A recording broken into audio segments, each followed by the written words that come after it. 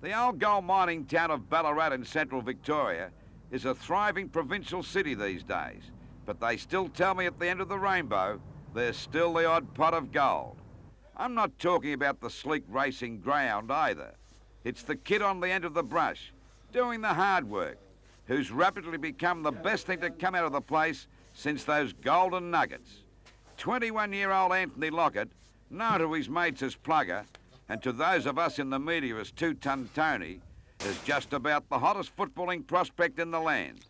While the greyhound might earn him the odd bob or two and keep him fit with the daily exercising, it's nothing like the riches that will come his way from footy over the next decade.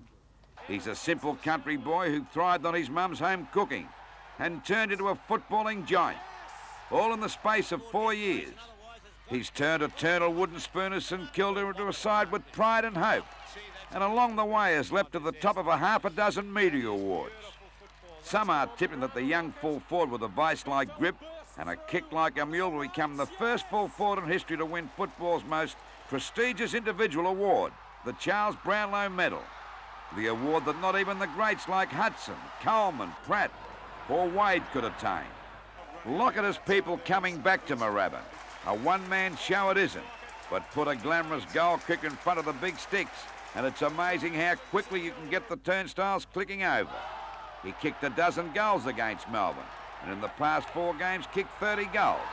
To have the 100 goals in his sights after 18 rounds. Only one St Kilda player, Billy Moore, has reached the ton, and that was 51 years ago. Speed has never been Two-Ton Tony's forte, but get him away from footy and he's no slouch. You can find him over the summer hitching the boat to his car and heading for the nearby Lake Learmont with his St Kilda mates. This day it was skipper Danny Frawley, my old potato farming mate from Bungaree. Ballarat has the reputation of being one of the coldest places in Australia. After a day at Lake Learmont, I'll change that to the coldest place in the world. I was quite happy to take a backseat as the boys put Tony's boat through its paces.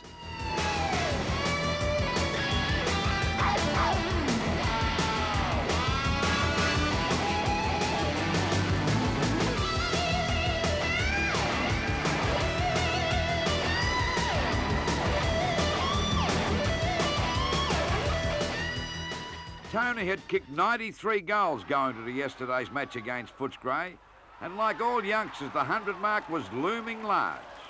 It's been a personal ambition of mine now for the last few years, Lou, and this is the first year that I've really looked like doing it, so it's a pretty exciting sort of time, yeah. But it's one of many ambitions. Definitely to win a premiership, Lou, but 200 games too would be a personal ambition. As the birds froze overhead mid-flight, Tony decided to put the boat into top gear, drenching all of us. The boat is one visible sign of Tony's success from 89 VFL games. He's kicked 329 goals in a side that's won only a dozen games in that period. At the moment, he's negotiating a new contract, a long-term agreement that will make him one of the wealthiest young players in any sport in the land, and hopefully with the Saints. That's where I started, and hopefully that's where I'll finish. Lockett has not only had the obstacle of playing full forward in the weakest side in the competition, but he's been fighting attacks of asthma since he was 10 years old.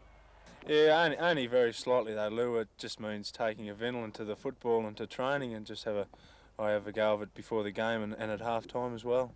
Danny Frawley's been at full back all year, but he's full of praise for his neighbour. Oh, it's been great this year, Lou. Like, he's been kicking a lot of goals, as you know, and it takes a lot of pressure off the backman. And, you know, it's just great to have a vocal point up there and, you know, you'll finish the work off. After a spin around the lake, it was back to Ballarat. And I'm glad it was them and not me that had to pull the boat out of the icy waters. Those big legs of Danny Frawley looked blue as he did the hard work. Tony works with his dad at the Cattle Yards Inn, opposite the stockyards in Ballarat, a pub with a ready-made clientele. The locals know the Lockett name well. Tony's dad, Plugger, played over 200 games with North Ballarat and nearly that many with Lexton in one of the local leagues and knocked back 4 or 5 others to play VFL. He's known for years that he's sired a champ. He always looked as though he was going to be a really good player, but once he got into the size that he grew, all of a sudden, and it happened just over a year or so that Tony started to shoot up, and he probably grew a foot in that year. At 6'3" and tipping the scales around 15.5 stone, Tony Lockett's the toast of St Kilda and of the locals at the cattle yards and the rest of Ballarat. He's in the midst of putting together a season that most kids dream of. 100 goals, a Brownlow medal perhaps, and the Coleman medal for the best sharpshooter in the league. Not a bad effort, really. And by the way, 2-ton Tony brought up the ton yesterday. He kicked 8 goals against Footscray. And didn't the crowd at Moorabbin go wild? Lou Richards reporting for Sports Sunday.